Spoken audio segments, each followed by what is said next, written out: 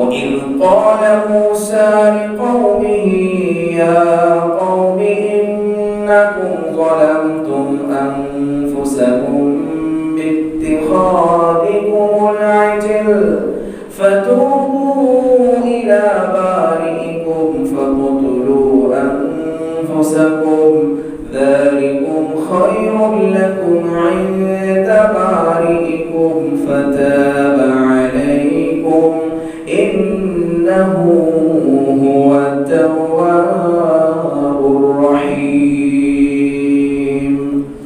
নবী আমার আপনি স্মরণ করেন ওই সময়কারের কথা আপনি স্মরণ করেন যখন মুসা পয়গম্বর তাহার কওম ওই কওমকে বলেছিল যে কওম গরুর পূজা করেছে, গরু বাছুরের পূজা করেছিল, ইয়া কওমি ইন্নাকুম যালামতুম, ও আমার সম্প্রদায় পাপিষ্ঠ সম্প্রদায় যারা বাছুরের পূজা করেছো, ইন্নাকুম যালামতুম আনফুসাকুম, নিশ্চয়ই তোমরা নিজেদের উপরে জুলুম করেছো, নিজেদের উপরে জুলুম করেছো, শিরক গুনাহ করে তোমরা নিজেদের উপরে জুলুম করেছো। মুসা গিয়েছিল তার প্রভুর সাথে তুর পাহাড়ে দেখা করার জন্য, এই ফাঁকে দিয়ে তোমরা সামিরীর ভণ্ডের প্রতারণায় শিকার হয়ে তোমরা নিজেদের উপরে জুলুম করে দিয়েছো। যালামতুম আনফুসাকুম বিত্তিখাযিকুমুল আজলা ফাতুবু ইলা বারিকুম, সুতরাং তোমরা যে শিরক নামক এক মহা অপরাধের জগতে তোমরা ডুব দিয়েছো, এই অপরাধ মোচন করার জন্য তোমরা আল্লাহর দরবারে তওবা করো। ফাকতুলু আনফুসাকুম, এই তওবাটা কেমন ছিল?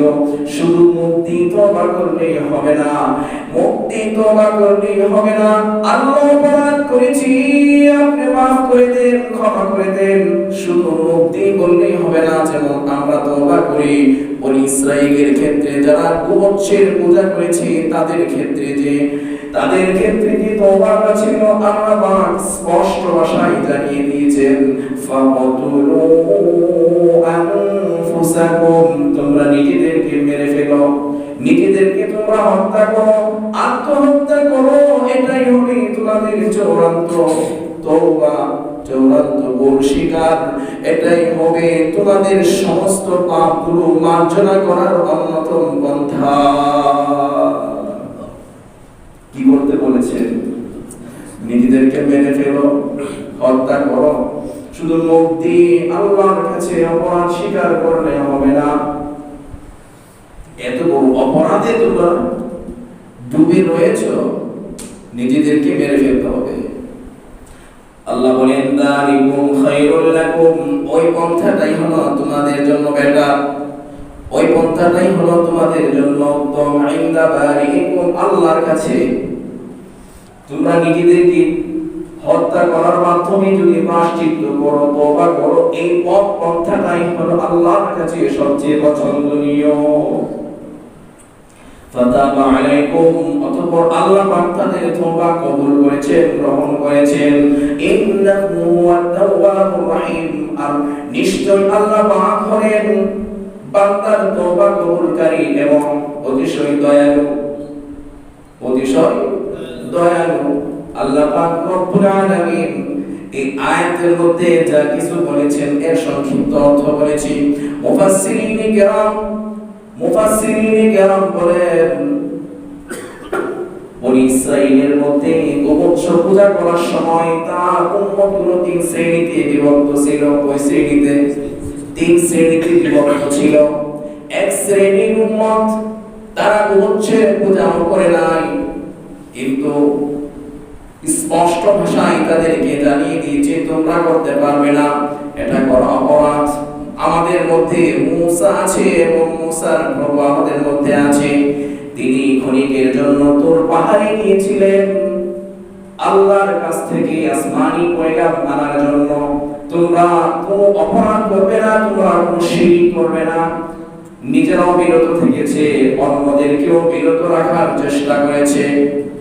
আরেক শ্রেণীর লোক ছিল, তারা এই শিরক নামক গোবৎস বাছুরের পূজা করে শিরক নামক মহা গুনার মধ্যে তারা লিপ্ত হয়ে গিয়েছে, সামির ভক্ত হয়ে গিয়েছিল। সামিরীর কথা মনে আছে আপনাদের? সামিরীর ভক্ত হয়ে গিয়েছে, ঘনিষ্ঠ ভক্ত। আরেক শ্রেণীর লোক ছিল, তারা গুরুত্বের পূজা করে নাই এবং সে পূজা থেকে তাদেরকে বারণ করে নাই। ওই শ্রেণী হলো তিন শ্রেণীর লোক হয়ে গেল। মুসা আলাইহিস সালাম ফেরার পরে এক শ্রেণীর লোক তারা মুসার কাছে বলেছে, হে নবী, আমরা তাদেরকে বাধা দিয়েছি, আমাদের কথা শুনে নাই। আরেক শ্রেণীর লোক তো পূজা করেছে, আরেক শ্রেণীর লোক বাধা দেয় নাই, আবার চুপ থাকছে, নিষেধ করে নাই, চুপচাপ ইখতিয়ার করেছে। তারা বলে মাংস মাথা না, চুপ থাকলে নিরাপদ। চুপ থাকলে কি সব কাজে চুপ থাকা নিরাপদ না। শিরিক করতেছে, পাপ করতেছে, সব জায়গায় চুপ থাকবেন আপনি? হ্যাঁ,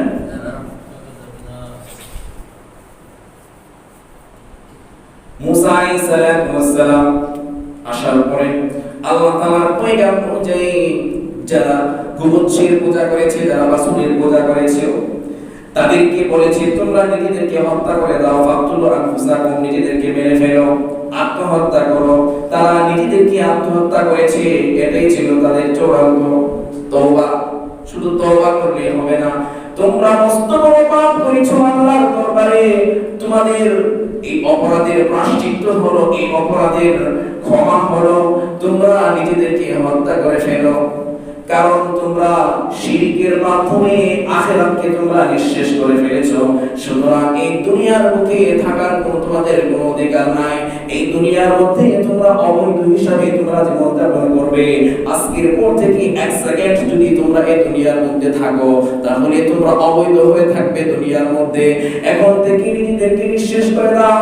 এই পয়গাম অনুযায়ী মুসা আলাইহিস সালামের যে সবচেয়ে বড় অপরাধী, যারা সরাসরি পাপে লিপ্ত হয়েছিল, তাদেরকে হত্যা করার মাধ্যমে তারা নিজেদেরকে শেষ করে দিয়েছে, নিজেরা নিজেদেরকে হত্যা করেছে। তৃতীয় যে দলটা ছিল, তারা গোবচ্ছের পূজাও করে নাই, তাদেরকে বারণ করে নাই, বাধা দেয় নাই। প্রথম শ্রেণীর লোক এবং তৃতীয় শ্রেণীর লোক, প্রথম শ্রেণীর লোক তারা ইবাদত করে নাই কিন্তু বাধা দিয়েছিল। বাধা দেওয়ার ফলে তাদের ঈমান ছিল পাকাপোক্ত, তাদের কোনো তওবার কোনো পয়গাম জারি হয় নাই, তাদের তওবার কোনো বিধান জারি হয় নাই। মুসা আলাইহিস সালাম প্রথম শ্রেণীর লোকদেরকে অর্ডার করেছিলেন, তোমরা তৃতীয় শ্রেণীর লোকদেরকে তোমরা হত্যা করতে হবে, তোমাদের ধরে ধরে তাদেরকে মারতে হবে। এই পয়গাম অনুযায়ী মুসা আলাইহিস সালাম তৃতীয় শ্রেণীর লোকদেরকে বলেছে, তোমরা বসো এক মাঠে প্রান্তরে, তোমরা বসো, তোমাদেরকে আজকে হত্যা করতে হবে, হত্যা করা হবে। তারা স্পষ্ট ভাষায় জানিয়ে দিল, ও নবী মুসা, এটা তুমি যদিও সহজ করে বলতেছো, বিষয়টা অনেক কঠিন। এত কঠিন বিষয়, এত কঠিন বিধান আমরা মানতে পারবো না। মুসা নবীকে যখন তারা জানিয়ে দিল মানতে পারবো না, মুসা আলাইহিস সালাম প্রথম শ্রেণীর লোকদেরকে জানিয়ে দিলেন, অর্ডার করলেন, তোমরা তাদেরকে হাতগুলো বসিয়ে, তাদেরকে মাটিতে বসিয়ে হাতগুলো তাদের হাঁটুর সাথে বেঁধে ফেলো, হাতগুলো হাঁটুর সাথে তোমরা বেঁধে ফেলো। এভাবে হাতগুলো হাঁটুর সাথে বেঁধে তাদেরকে জমিনে বসিয়ে দেওয়া হলো। মুফাসসিরিনে কেরাম দেখেন, এমন ভাবে যখন তাদেরকে বসিয়ে দেওয়া হলো, প্রথম শ্রেণীর লোকদেরকে বলেছে তোমরা যাও, তাদেরকে মারার জন্য যাও। তারা যখন অগ্রসর হলো অস্ত্র শস্ত্র নিয়ে তাদেরকে মারার জন্য, হত্যা করার জন্য, কাছে গিয়ে দেখি কারো বাবা, কাছে গিয়ে দেখি কারো বংশীয় লোক, কারো মা, কারো বোন, কারো আত্মীয় স্বজন, কারো চাচা, কারো ভাতিজা, আত্মীয় স্বজন, রক্তের স্বজনদেরকে দেখে দেখে তাদের চোখ কাঁপতে লাগলো। তাদের অস্ত্রযুক্ত হাতগুলো তারা কাঁপুনি শুরু হয়ে গেল। কিভাবে তলোয়ার চালাবে, কিভাবে ছুরি চালাবে, কিভাবে তাদের উপরে ফাঁসির দড়ি চালাবে, কিভাবে তাদেরকে হত্যা করবে, তারা ভয়ে কাঁপতে লাগলো। ভয়ে কাঁপতে কাঁপতে নবী মুসা আলাইহিস সালামকে বলল, ও নবী, ও আল্লাহর পয়গম্বর, আমরা আজকে পারতেছি না, আমাদের সন্তানকে কিভাবে হত্যা করব, কিভাবে মারব। আপনার প্রভু বলেছে অবশ্যই এই পয়গাম, ওই পয়গাম আমাদের আমাদের জারি করতে হবে, আদেশ আমাদের অবশ্যই মানতে হবে। আপনি অন্য একটা পন্থা বাতলিয়ে দেন, যে পন্থা অবলম্বন করে আমরা আমাদের স্বজাতি ভাইদেরকে মেরে আল্লাহর হুকুম তামিল করতে পারবো। মুসা আলাইহিস সালাতু ওয়াস সালাম আল্লাহর কাছে দোয়া করলেন, প্রভুময়, কিভাবে আজকে আমার এই সম্প্রদায় আপনার এই হুকুম পালন করবে, আপনি একটা পন্থা বেছে দেন। আল্লাহ পাক রব্বুল আলামিন এই ঘটনাটা ঘটছিল ফজরের পরে সকালে। আল্লাহ তাআলা কুদরতিভাবে আসমান থেকে কৃষ্ণাঙ্গ মেঘমালা পাঠিয়ে দিলেন, এমন কালো কালো মেঘমালা পাঠিয়ে দিলেন, কেউ কারো চেহারা দেখবে না। তাদের ভূমিগুলোর মধ্যে এসে যে মাঠ প্রান্তরে তারা এই হত্যাযজ্ঞ পরিচালনা করার জন্য যারা উপস্থিত হয়েছিলেন, সেখানে আল্লাহ পাক কুদরতিভাবে কৃষ্ণাঙ্গ কালো কালো মেঘমালা ছড়িয়ে দিয়েছেন তাদের সামনে, তাদের পিছনে, চারদিকে শুধু মেঘমালা, কেউ কাউকে দেখতেছে না। এইভাবে যখন মেঘমালা পুরো মাঠ প্রান্তরে ছেয়ে গেল, আল্লাহ পাক রব্বুল আলামিন কুদরতিভাবে অর্ডার করেছে, আদেশ করেছে, ও মুসা নবীর উম্মতরে, তোমরা এখন হত্যা করতে পারবে, কেউ কাউকে দেখবে না।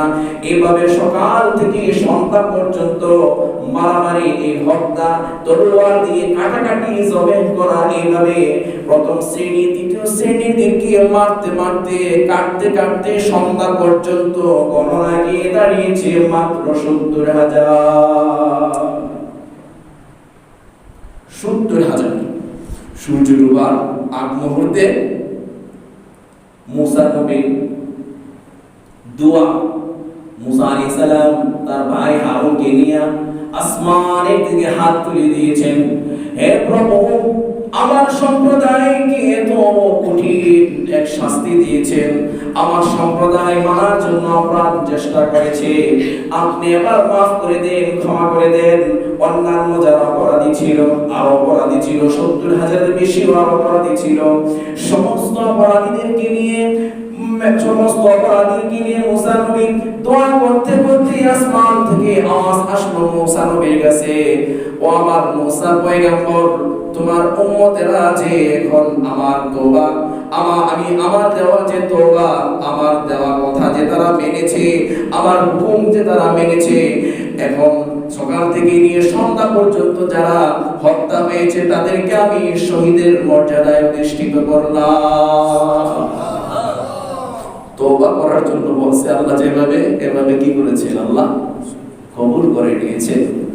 আর একটা সুসংবাদ দিয়ে দিয়েছেন, ওরে আমার নবী মুসা, যারা এখনো পর্যন্ত হত্যা হয়নি, তাদেরকে মারা হয়নি, কিন্তু অপরাধী, তৃতীয় শ্রেণীর অপরাধী, তাদেরকে আমি ক্ষমা ঘোষণা করে দিলাম।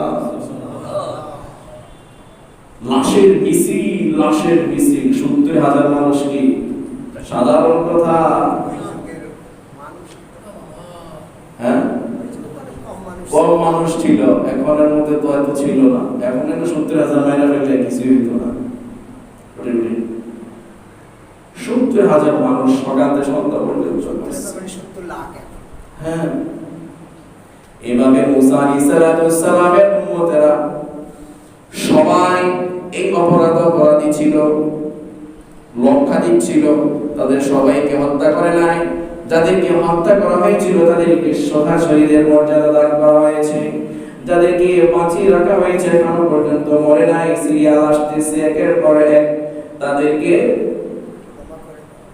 ক্ষমা ঘোষণা দিয়ে দিলেন। এই যে একটা নিয়ামত, এই নিয়ামতটা আল্লাহ পাক নবীর যুগের মদিনার ইহুদিদের সামনে উপস্থাপন করলেন। কেন তোমরা আমার নবী মুহাম্মদের সাথে এমন ভাবে বেয়াদবি করতেছো? ফাতাবা আলাইকুম, আমার প্রভু, আমি তো তোমাদের সবাইকে আমি maaf করে দিয়েছিলাম, ক্ষমা করে দিয়েছিলাম। যারা তওবা করেছিল তাদেরকে শহীদের মর্যাদা দান করেছিলাম। এই যে পন্থাটা, এই পদ্ধতিটা আল্লাহ কেন গ্রহণ করেছেন? তারা ছিল উগ্রপন্থী, আল্লাহ তাআলা কি তাদের সাথে উগ্রতা ব্যবহার করেছে। এই যে বিধানটা নবী আলাইহিস সালাতু ওয়াস সালাম কোরআনের মাধ্যমে আমাদেরকে জানিয়ে দিয়েছে তারা মুখ দিয়ে তওবা করলেও আল্লাহর কাছে এটা কবুল হইতো না। কাজের মাধ্যমে দেখাইতে হইতো নিজেদেরকে হত্যা করে বা এক ভাই অন্য ভাইকে হত্যা করার মাধ্যমে। এর কিছু বিধান এখনো পর্যন্ত আমাদের ধর্মের মধ্যে আছে। ইসলাম ধর্ম আসার পরে বনি ইসরাইলের সমস্ত রীতিনীতি হত্যা করে যে তওবা করতে হয় সবকিছু যদিও আমাদের ধর্মের মধ্যে নাই, তার কিছু অংশ রয়ে গিয়েছে। আমাদের ধর্মের মধ্যে 3টা অপরাধ করলে মানব হত্যাকে বৈধ করেছেন। কয়টা অপরাধ? 3টা অপরাধের মধ্যে যদি কোনো নরনারী লিপ্ত হয়, ইসলাম ধর্ম বলে তার মুখ দিয়ে তওবা করার সাথে সাথে নিজেকে হত্যা করার মাধ্যমে আল্লাহ পাক তাকে গ্রহণ করবে, তাকে শহীদের মর্যাদা দান করবে। 1 নাম্বার জিনা বাদানে সন, বিবাহিত নারী পুরুষ, বিবাহিত নরনারী যদি জিনা করে, পরকীয়া করে, অন্য অবৈধভাবে যদি তার লজ্জাস্থান অন্য কোথাও যদি ব্যবহার করে, আল্লাহ পাক রব্বুল আলামিন বিশ্ব নবীর সহিহ বুখারীর হাদিসের মাধ্যমে জানিয়ে দিয়েছেন তাকে হত্যা করে ফেলতে হবে। সে তওবা করলে হবে না, তাকে মেরে ফেলতে হবে। 2 নাম্বার আন-নাফসু বিন-নাফসি, কেউ যদি কাউকে ইচ্ছা করে মারে, শুট করে মেরেছে, ছুরি গলায় দিয়ে মেরেছে, কাউকে পেটে ছুরি ঢুকিয়ে দিয়েছে, ইচ্ছাকৃতভাবে কেউ কাউকে যদি হত্যা করে, জানের বদলে জান, তাকেও হত্যা করতে হবে।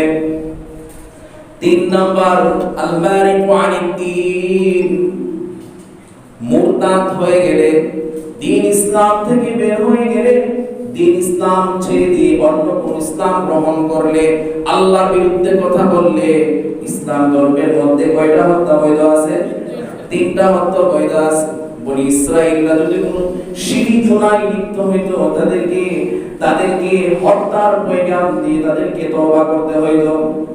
কিন্তু এই বিধানে কিছু অংশ আমাদের শরীয়তের মধ্যে রয়ে গেল। মুসা আলাইহিস সালামের সম্প্রদায় এত বড় অপরাধ করেছে, আল্লাহ পাক রব্বুল আলামিন তাদের প্রতি অতিষ্ঠ হয়ে গিয়েছিলেন। অতিষ্ঠ হয়ে আল্লাহ তাআলা এত শক্ত, এত কঠিন বিধান তাদের উপরে জারি করেছিলেন।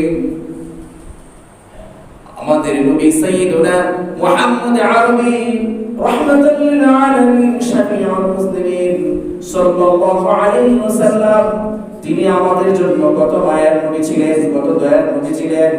বিশ্ব নবী, আমরা এই ধরনের অপরাধের মধ্যে যদি আমরা লিপ্ত হয়ে যাই, শিরকের মধ্যে যদি আমরা লিপ্ত হয়ে যাই, নবী রাহমাতুল লিল আলামিন আল্লাহ পাক রব্বুল আলামিন তার হাবিবকে জানিয়ে দিয়েছেন, কুল ইয়া ইবাদিয়াল্লাযীনা আসরাফু আলা আনফুসিহিম লা তাকনাতু মির রাহমাতিল্লাহ ইন্নাহু ইয়াগফিরুয যুনুবা জামিআ ইন্নাহু হুয়াল গফুরুর রহিম। হে নবী, আপনি আপনার উম্মতদেরকে জানিয়ে দেন, ইয়া ইবাদিয়াল্লাযীনা আসরাফু, হে আমার বান্দা বান্দীগণ, তোমরা যারাই নিজেদেরকে গুনাহ করতে করতে তোমরা শেষ করে ফেলেছো, গুনাহর জগতে এমন কোন গুনাহ বাদ নেই, এমন কোন অপরাধ বাদ নেই তুমি করো নাই, সমস্ত গুনাহে তুমি লিপ্ত হয়েছো। আল্লাহ পাক রব্বুল আলামিন তার হাবিবের মাধ্যমে জানিয়ে দিচ্ছেন, তাদেরকে বলো, ইয়া ইবাদিয়াল্লাযীনা আসরাফু আলা আনফুসিহিম লা তাকনাতু মির রাহমাতিল্লাহ, তোমরা আল্লাহর রহমত থেকে কখনো নৈরাশ হবে না, আল্লাহর রহমতের ভান্ডার থেকে কখনো নৈরাশ হবে না, আল্লাহর রহমতের বাড়িদারা থেকে কখনো তোমরা নৈরাশ হবে না। আল্লাহ পাক ক্ষমার জন্য ব্যাখ্যায় আছে, আমার বান্দারা যদি আমার কাছে ক্ষমা চায়, মাফ চায়, আমি তাদেরকে মাফ করে দেব, সমস্ত গুনাহগুলো তাদেরকে আমি ক্ষমা করে দেব। আল্লাহ আয়াতের মধ্যে বলে, নাব্বি ইবাদি আন্নী আনাল গফুরুর রহিম, ও নবী, আমার বান্দাদেরকে আপনি জানিয়ে দেন, আমি হলে অতিশয় ক্ষমাশীল, অতিশয় দয়াশীল। আমার বান্দারা যদি কোনো অপরাধ করে আমার কাছে তওবা করে, আমার কাছে ক্ষমা চায়, মাফ চায়, আমি তাদেরকে মাফ করে দিব, ক্ষমা করে দিব। যদি তওবা করে ফিরে আসে, আমি তাদেরকে মাফ করে দেব, ক্ষমা করে দেব। আল্লাহ পাক সূরা তাহরীমের মধ্যে বলেন, ইয়া আইয়ুহাল্লাযীনা আমানু তুবু ইলাল্লাহি তাওবাতান নাসুহা। হে ঈমানদার নরনারীগণ, তুবু ইলাল্লাহ, তোমরা আল্লাহর কাছে তওবা করো, খাঁটি তওবা করো। খাঁটি তওবা করলে আল্লাহ মাফ করে দিবেন। ভাইয়েরা আমার, বন্ধুগণ আমার, খাঁটি তওবা কাকে বলে? খাঁটি তওবা চারটা গুণ পাওয়া গেলে তাকে খাঁটি তওবা বলা হয়। ইখলাস থাকতে হবে। দুই নাম্বার আন্নাদু আলা মা ফাতা আও ফাআলাহু, অতীতের সমস্ত গুনাহ, অতীতের সমস্ত অপরাধগুলো থেকে নিন্দিত হতে হবে, শর্মিন্দা হতে হবে। আল্লাহ, অতীতে পাপ করেছি, সুদ খেলাম, জিনা করলাম, অন্যান্য সমস্ত গুনাহে আমরা লিপ্ত ছিলাম, আপনি আমাদেরকে মাফ করে দেন, ক্ষমা করে দেন। যদি মাফ না করেন, ক্ষমা না করেন, কার কাছে যাব এত পাপ রাশি নিয়ে? সমুদ্রের ঢেউয়ের থেকে, সমুদ্রের ঢেউয়ের ফেনা তুলনা থেকে অনেক বেশি গুনাহ আমাদের। আসমান থেকে অনেক বড় বড় গুনাহ, পাহাড় থেকে অনেক উঁচু উঁচু বড় বড় গুনাহ আমাদের আছে। কার কাছে যাব যদি আপনি মাফ না করেন, ক্ষমা না করেন? অতীতের সমস্ত গুনাহগুলো সামনে নিয়ে আল্লাহর কাছে লজ্জিত হতে হবে। তিন নাম্বার শর্ত হলো আল ইকলাউ আনিল মাসিয়াতি ফাওরা, বর্তমানে সমস্ত গুনাহগুলো ছেড়ে দিব বলে আল্লাহর কাছে বলতে হবে। সমস্ত গুনাহ থেকে মনোপাটন করে নিজেকে তুলে আনতে হবে। ভবিষ্যতে আল আজমু আল্লাহ ইয়াফআলহু, ভবিষ্যতে কোন গুনাহ, চার নাম্বার শর্ত, ভবিষ্যতে কোন গুনাহ করব না বলে আল্লাহর কাছে সংকল্প করা। ইখলাসের সহিত আল্লাহর কাছে তওবা করতে হবে। অতীতের সমস্ত গুনাহ থেকে নিন্দিত হতে হবে। বর্তমানে কোনো গুনাহ করব না, গুনাহ থেকে উঠে নিজেকে মূলোৎপাটন করে তুলে আনতে হবে। ভবিষ্যতে কোনো গুনাহে লিপ্ত হব না। এর মধ্যে আছে বান্দার হক, আল্লাহর হক। যদি বান্দার হক যদি মাইরা থাকি, এগুলো আদায় করতে হবে। আল্লাহর হক যদি কোনো খরপর করে থাকি, এগুলোকে ঠিকঠাক মতো আদায় করতে হবে। এটার নাম কি? তওবা।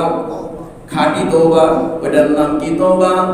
খাঁটি তওবা। আল্লাহ পাক সূরা তাহরীমের মধ্যে খাঁটি তওবার কথা বলতেছেন, ইয়া আইয়ুহাল্লাযীনা আমানু তুবু ইলাল্লাহি তাওবাতান নাসুহা আসা রাব্বুকুম আন ইউকাফিরা আনকুম সাইয়্যাতিকুম ওয়া ইউদখিলাকুম জান্নাতিন তাজরি মিন তাহতিহাল আনহার।